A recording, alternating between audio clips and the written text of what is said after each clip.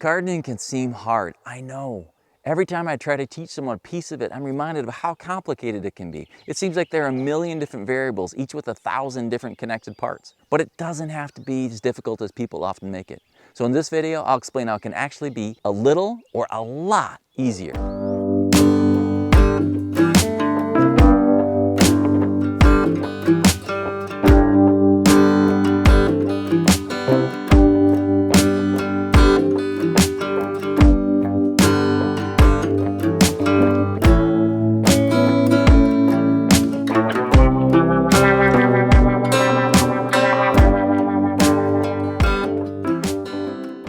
Judd Lefebvre here with Green Thumb Gardening Secrets, where we're trying to reforge the generational chain of knowledge that connects people to their food and all the other wonderful joys of gardening. If you're new to gardening, or even if you've been doing it for years or even decades, it can seem like a dizzying array of thousands of discrete tasks and just way too much separate information to hold in your head at once. To make matters worse, it's often taught as if it were 1,000 pieces of information inside of hundreds of discrete tasks, which is difficult and demoralizing for everyone, but especially for big picture thinkers who find this kind of disconnected perspective especially frustrating, since it's just not how they think. Watching this play out in the gardening world just breaks my heart, because I see gardeners all the time who are overwhelmed or feeling unsuccessful or not as good as they want to be. And a lot of them give up because they think they just can't do it. And maybe you're even one of those gardeners. Come to think you can't do it. Maybe you've even given up, and that's a damn shame, because gardening doesn't have to be difficult. It never had to be.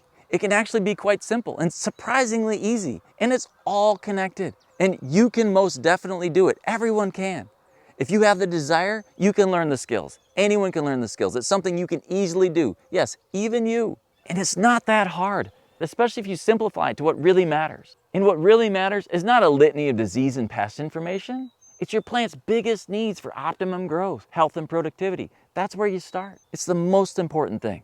That means the biggest skill you can gain is to stop looking at your garden from your own perspective and start looking at it from your plant's perspectives. Seeing your garden from your plant's perspectives is the #1 biggest difference between highly successful gardeners and people who struggle to succeed. It's the absolute line of demarcation between veteran gardeners, who are really just gardeners who are successful, and people who seem or feel like neophytes or newbies, even though maybe they've been doing it for years. I've watched gardeners' friends who struggled for years until they finally started seeing their garden in this way and started seeing their garden from their garden plant's perspectives.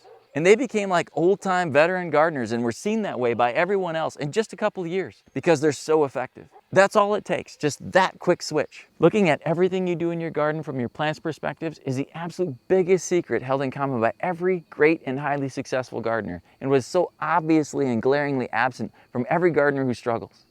And the more a gardener embraces this perspective, the better they are. So if you have the passion to grow fruits and vegetables but have always struggled, or have always wanted to but have felt overwhelmed by the challenge, or even if you've been gardening for a long time but want to become better at it, start thinking about everything you do in terms of what your plants most need. And your garden will explode in growth, health, and production. And luckily for garden plants, seeing it from their perspective is actually really easy. Let's give this a little context.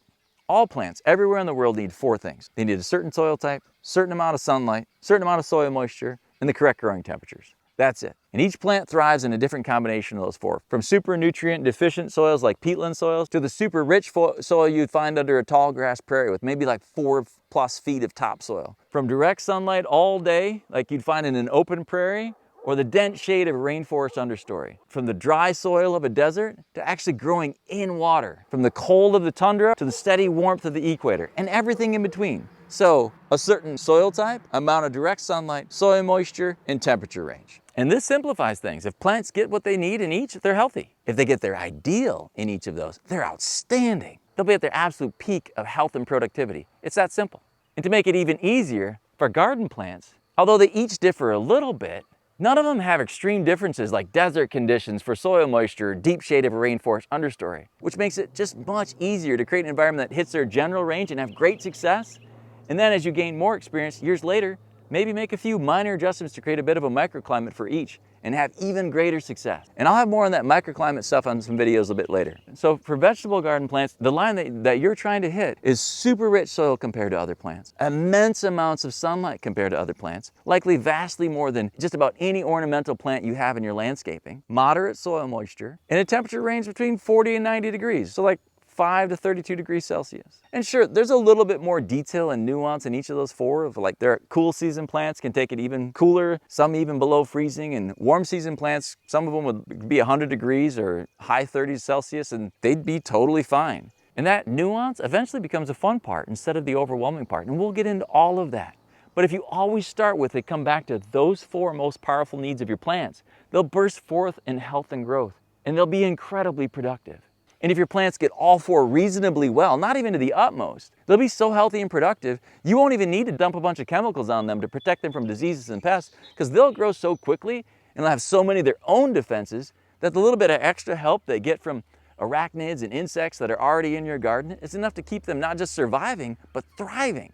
And if your plants get all four to the utmost, they'll be at their absolute peak of health, growth, and productivity. Plus, since these four form the core of what plants really need, if there's ever a problem, it's so much easier to problem solve. Like a mechanic diagnoses a motor that won't run by knowing it needs fuel, air, compression, or spark to work, so they can just go through each of those four like a checklist to see what's just not getting and solve it. Or a parent figures out what's wrong with their child by knowing it's either lack of sleep, lack of proper nutrition, running around that hazmat zone we call a daycare, or some combination of those four. If there's ever a problem, you can just go back through those four reasons of what plants really need, figure out the root cause, and solve it. So it makes a lot of sense to teach gardening as a focus on the four things plants really need. And then we'll teach most of the 1,000 other tasks of gardening as just part of them. And this has several benefits. One, it's an easy way to start.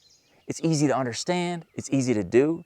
And since these four have by far the biggest impact on your plant's growth and health, it's easy to have great success right away by addressing them. Plus, they provide a really good framework to understand all of the smaller steps that become part of it later on. So it's not 1,000 separate ideas and steps you need to hold in your head at one time. Those pieces that are overwhelming for most gardeners, they'll fit just in as part of those four. And even better, once you really understand and appreciate how those four work, you'll find yourself problem solving on your own all the time just because you know what your plants really need. Any problem that they're facing, the solution will become obvious to you. And finally, because of the core of what plants really need, starting with them not only as a framework for understanding your garden, but also as a foundation for all of your garden decisions, make sure that each of those 1,000 steps that you're going to do, one, makes sense to you, and two, is built on giving your plants what they really need for maximum growth and health. So you're ensuring that everything you do makes your plant strong, healthy, and productive, because you're starting with what their needs are in everything that you do.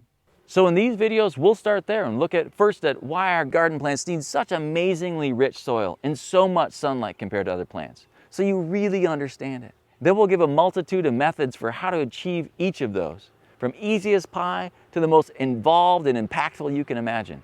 And then we'll do the same thing with moisture and growing temperature. And as we go along, we'll be fitting what once were the 1,000 tasks and all the nuances of gardening that were often overwhelming to newcomers simply into ways to meet these four main needs of your plants. Sure, we might add a few other tips here and there, but most will fit into the core four. And then we'll add two others, companion planting and garden spacing and layout, that are also very impactful, but not absolutely critical. And focusing on these will make you much more successful, whether you're a longtime veteran gardener or an absolute noob. So if you've wanted to get started but haven't because you just felt it's too complicated, or if you become frustrated with gardening but the passion for it still burns in your soul, or if you've given up on gardening because you found it overwhelming and thinking you just had a brown thumb, but you still long to do it, you can do it. Everyone can. It's not that hard. I'll show you it can actually even be easy. And even if you've been doing it for 30 years and have been successful, this focus will make you so much better. You'll be the gardener you always wanted to be, and be prepared to always stay open to growing. You can find more on this topic and others on my website. I'll leave a link in the description below. Like this video if you liked it. Likes really help us out. Leave a question or comment below. I personally answer each one, and subscribe to get all of our future videos. And if social media is your jam, feel free to follow us on Twitter and Instagram for more Green Thumb gardening secrets, tips, and tricks. Just the tips.